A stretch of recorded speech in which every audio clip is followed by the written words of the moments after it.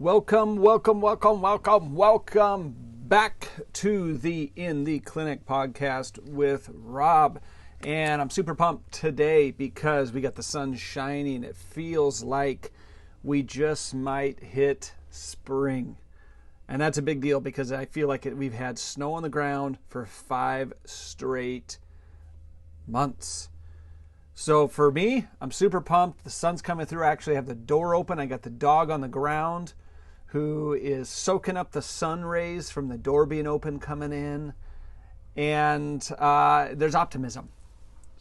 And I love it because the individuals in the clinic are all pumped. They're buzzing around. I don't know if it's the sunshine. I don't know if it's just the good vibes or whatever, but it's good. But today, we're going over self-reflection and really challenging our own beliefs. So who's the biggest critic of all? Ourselves, our internal critic. So today, if you want to learn how to battle and beat your internal critic, this is the podcast or video for you. So overall, I am Rob Sumner, owner of Sumner Specialized Physical Therapy and Specialized Strength. And we recently added specialized massage. So the reason we do these podcasts and these videos really is because we like helping people. And there's a ton of people out there in pain.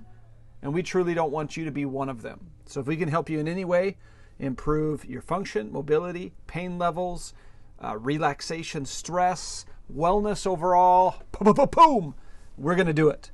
We will do it. So overall, welcome to the show. And this topic really comes about because I watched a short video on, it was probably YouTube, that really explained and hit home for me as far as the internal critic. And it's not so simple as just saying, don't talk down on yourself. That's really not what I'm talking about. Even know that internal critic is our biggest drawback. But let's really dive deeper into that. What is an internal critic? Okay? And how does it truly play a role in our lives? So to me, the internal critic is that voice you hear in your head. I've called it in the past, other podcasts, I've called it the governor. And the governor to me is really that voice in your head that stops you from advancing in your life. You know, you have that voice in your head that tells you don't do dumb stuff, but this isn't the same voice. This is the voice that tries to keep you comfortable and stay in the same spot. So when you want to improve your fitness, it says do it tomorrow. When you want to improve your eating, it'll say, hey, 1 donut's not too bad. When you want to improve anything in your life, your friendships, your relationships, or other, it gives you that internal voice that tells you, do it later, do it another time, don't do it at all. Because it wants you to stay comfortable. But the internal critic is not so much the governor. It's more about who you see yourself as and who you aspire to be. Those two things. So the important part is that we're going to touch on today is engaging in that internal critic. How do you engage that internal critic? And what are some of the potential pitfalls of ignoring or suppressing your internal critic? So as we get into that, let's think about your identity. Where do you really get your identity? Where do you really get your questioning of who you are? And part of that is you have to dive into the fact of the concept of what your own vision of yourself is and your significance in the world. And some people really battle with that because they have to go back and forth and try and figure out who they are. Some people make poor decisions in their lives, especially early on, because they're afraid of not knowing who they are. And by linking themselves with somebody, whether they're good or bad, it identifies them. And they feel they have significance. Some individuals choose to have children, so they have significance. And then they have an identity. Now I am a mother, a father. So truly identifying who we see ourselves as is critical. Because the key is if we don't at least have some level of self-identity, it leads to chaos in our mind. You see it in schools. It's not because schools are bad places and kids are horrible, but you see it in schools because kids want to belong to something. Some are in drama, some are in band, some are in sports, some are in, they like to hang out in the library. Some of them like to be gamers. Some of them like to party. But the root is all the same. Everybody needs to have an identity so they know who they are. So that they have a hat to hang on the wall that says, this is who I am. And sometimes we choose to make poor decisions because at least we have an identity. Nobody wants to be ignored, forgotten, insignificant. So sometimes you seek, especially children, that will have a sibling that is a straight A student and never makes a mistake and is great, because that's the identity of that child, is to excel. So you'll have another child that will try to excel as well, and they slowly realize they can't live up to the expectation of the older sibling. So what do? They won't be ignored. Their identity becomes rebellion. And it really comes down to because they want to have significance. And the significance is that I won't be ignored. My parents will pay attention to me. Solely because if I'm not getting praise for being a straight A student, making all these good decisions, I'll get at least acknowledgement that you see me by doing poor choices. So the key, though, is that identity is necessary. It influences who we are, but more so, our external influences affect our identity. Who our friends are, who our coworkers are, who we chose to marry, will affect your identity. So that identity can still change.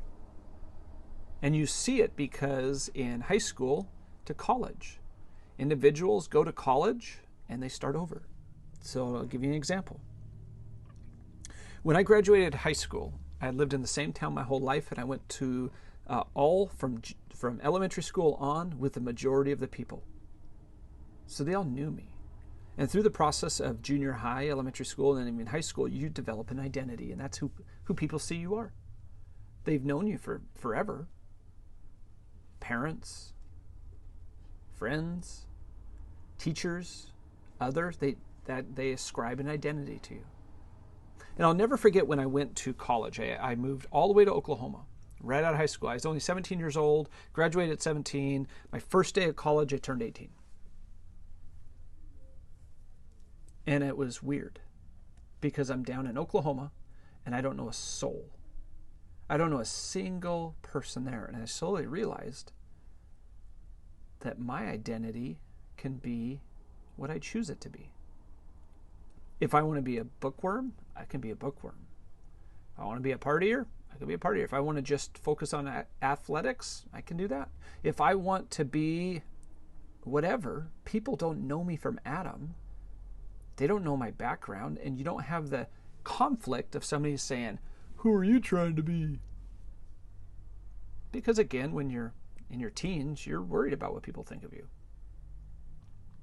But the point that I'm making is not, the confidence issue of choosing who you want to be and sticking with it or not. It's more about that external influences do affect our identity. And that who you see yourself as has the possibility to change, especially with time and age. So as we go along, we're going to start digging into some constructive tips on how to help with that inner debate on your identity. So let's dig even deeper and think about why does it matter to even have aspirations in changing your identity?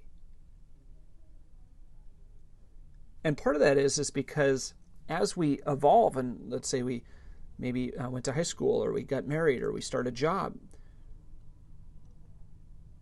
you have to start advancing forward if you want to find success in any of those areas, whether it's your marriage, whether it's your job, whether it's starting a business, whether it's coaching, whatever. if you have aspirations to be great at that, not just do it, you have to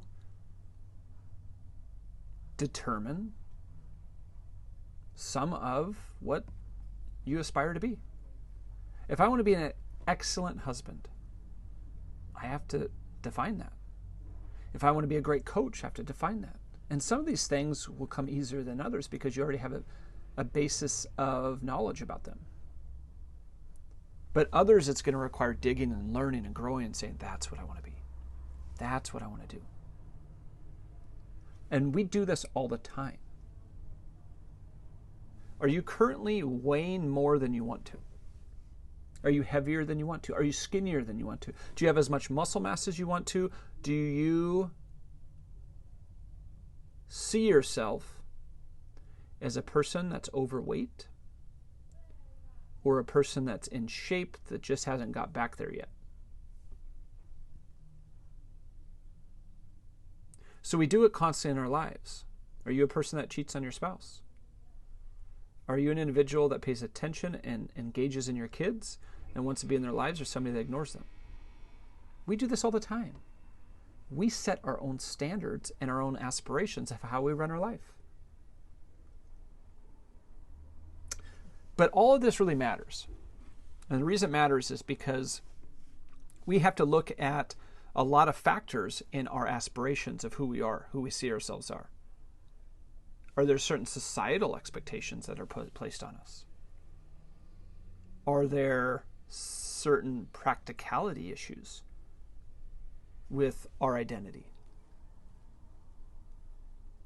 Do we have difficulty actually being able to obtain some of the aspirations we have in our identity because of external constraints? I'll give you an example. I want to be a professional baseball player. I went to Oklahoma to play baseball. My identity was, I like sports and I really like baseball, and I was good. I got a scholarship down in Oklahoma. I was a catcher. My identity was a catcher, and I wanted to play professional baseball. And there was one moment while I was playing baseball that shook the foundation of who my identity was, and it created a dramatic shift. And I blame it all on Derek Lee. Derek Lee was, at the time, a rookie for the Marlins. And he was in the off-season, and he came to our team's facilities to work out in the off-season because his girlfriend lived in the same town. So he just asked the college coach if he could come in and hit. And the coach told us that he's going to be coming in and he's going to be working out after practice. Just give him a heads up. And I thought the name Derek Lee, I've never even heard of him. I wonder if he's any good. I wonder how I'll stack up against him. And he walked through the door, and he's a 6'7" African American with muscles. And he's long. Long arms, long legs. And I was like, wow, he's built different. And he got into the cage, and they started throwing him batting practice, and he started hitting the ball. And if you closed your eyes, you could hear him hit, and the way the ball came off the bat made a completely different sound. It was different. I mean, it is just, without even watching him swing, you could tell there's something different. And at that moment, I turned to my buddy and I said, well, it's time for me to start focusing on academics. And he goes, what do you mean? I said, well, I haven't even heard of this guy. He's a rookie. And if he can hit the ball this hard and he's this big and strong, there's zero chance for me to get to the Major League Baseball League. So at that moment, it dramatically shifted my own aspirations and my identity. I still saw myself as a baseball player, but just not a Major League Baseball player. Now that's good and bad. I mean, that external influence to me changed my thought pattern, and I looked at the cost-benefit ratio, and it didn't add up for me to continue to pursue it. But if I had a different internal dialogue that killed that internal critic, I'd say, hey, there's enough room in Major League Baseball for Derek Lee and me. And I'm going to keep working and see what happens. I chose not to do that. But that was the internal critic at play. So overall, the biggest thing that I have to say as far as the internal critic, and the best advice that I can give you at this point, is that you have to create arguments against yourself on who you are and who you want to be. Again, yourself is the hardest critic. So you have to create arguments against yourself on who you are and you want to be. So for example, in your mind, your governor will tell you all the things you're not. And you almost have to fake yourself out. And you have to almost be delusional to your own head to constantly tell yourself, I am a good husband. I am a good father. I am a good boss. I am a good coach. I am a good husband, father, uncle, whatever that you identify as important in your life. And it's not that you have to fake yourself out, but if you're constantly in your brain, listen to your internal critic, judging every movement that you've done and say, oh, well, you didn't get your wife flowers tonight, you're a bad husband. Or you didn't play catch with your son tonight, you're a bad dad. Or you got fired from coaching, you're a bad coach. Or an employee left your company, you're a bad boss. If you listen to that internal voice constantly, yeah, it's going to win. And it's going to constantly beat you down to the point where you're going, I'm worthless. My identity is a loser. I can't win at anything. I'm bad at everything. I'm never going to be a good father, husband, coach, boss. I can never make it. And it leads down a spiral of apathy where you don't want to try anything, and you don't want to do anything, and you don't want to stick yourself out there because you're afraid of failure, because in your mind you're already a failure. So you have to create arguments against yourself. That is the best recipe to get it to tamp down the internal critic. You have to make so many arguments against your own self so that your own brain will have to deny the fact that you're not. I'm a good husband because I openly communicate with my wife, and I take what she deems as important, whether I like it or not. I consider it and I actively pursue that to help make her life better. I spend time with my kids and I listen to them. I don't demand things out of them and only use them in my life. No, I listen to them and I want them to be a part of our life. I want to see them grow as flourishing adults and actually have a great relationship with them when they get older. And part of that means that I have to be a disciplinarian, but firm, but empathetic. I have to create structure. As far as a boss, I have to understand that people will leave. Even if you create the greatest environment in the world, which we try to do, people still will leave because opportunity, because the people we hire are smart, intelligent, hardworking, and will have tons of opportunity. As a coach, the influence that you make on people's lives matter. And the amount of lives that you touched over and over and over that have helped them grow into mature, functioning adults, and they call you and come back to you and tell you thank you and show up for your current games, and they come and tell their kids about you, is undeniable proof that yes, you're a good coach, despite downsides. So the key is you have to constantly tell yourself why there's undeniable proof as an argument against yourself, and you stick to that. And on top of it, maybe you haven't accomplished it yet. Maybe you haven't made it yet. Maybe you don't have undeniable proof. And I'll go back to being overweight. You can still see yourself in your brain as having six-pack abs, a glowing chest, and killer quads, and be 40 pounds overweight. It's not delusion. You're a fit, athletic person that just hasn't got back to that spot yet. That's fine, because you see yourself there, so you're constantly aspiring to be there. You're not beating yourself up because you're not constantly with six-pack abs, a rippling chest, and killer quads. You just acknowledge that you're not there yet. But that internal voice matters. What you say to yourself, how do you see yourself, the way you carry yourself matters. Because if you constantly are aspiring to be that, and you constantly tell yourself and create an argument against yourself on your identity, then you can continue to aspire to be those. Without it, the consequence is dire. Anxiety, depression, frustration, poor relationships. It leads down an area that your self-identity is one of disappointment. I'm a loser. I can't be successful. I'm never good at anything. I'm never going to amount to anything. I'm insignificant. And as I circle back to the beginning of this podcast, YouTube video today, people don't want to be insignificant, so they bind themselves to others and identity groups. So you're going to do it anyways. So go and find an identity group that seeks the person you want to be. Seeks the person that you want to be, and aspire to consistently do that. Visualize yourself as that person.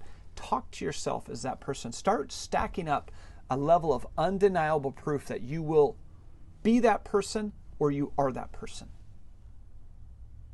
Find that person you want to be. Great father, business person, coach, husband. Find that person, learn their attributes, and apply yourself to that consistently. It is unbelievable the amount of knowledge and education that you can get on just a podcast, a YouTube video at the tip of your fingers 24/7. Find who you want to be, learn and aspire and grow, and then kill down that internal critic with undeniable proof. So overall, team, as I wrap this up today, is that internal critic we can't escape. It will be there, whether you want to call it the governor, if you want to call it just your internal thoughts. What you say to yourself and the mantra that you give yourself and who you identify yourself as is essential. It's essential. Because if you're constantly having to fight against your own thoughts on who you are, it's hard to be productive in your life. The amount of energy you're using to fight against yourself will overwhelm you. Leaves nothing for anything else. So my advice, my biggest takeaway today, you have to create arguments against yourself, your internal critic, on who you are and what you want to be. It is your hardest critic, so go create a stack of undeniable proof of who you are, or undeniable proof of who you want to be, and start aspiring to do that. So overall, team, I appreciate you listening today or watching if you're on YouTube. And I'll tell you what, continue to grow, continue to learn, take advantage of the breath that you have in your lungs, and continue to aspire yourself on who you want to be and tamp down that internal critic. I know that you can do it. I know that you can continue to add layers to your life that add significance, that add value to other people, and allows you to seek joy into your heart so you can live your best life. All right, team, thanks for listening today. Appreciate being a part of this, coming on and listen to the journey. Can't wait to see you next time and learn more about what's happening in our clinic or how we can help you get out of pain, improve your lives, improve your health, or your wellness overall.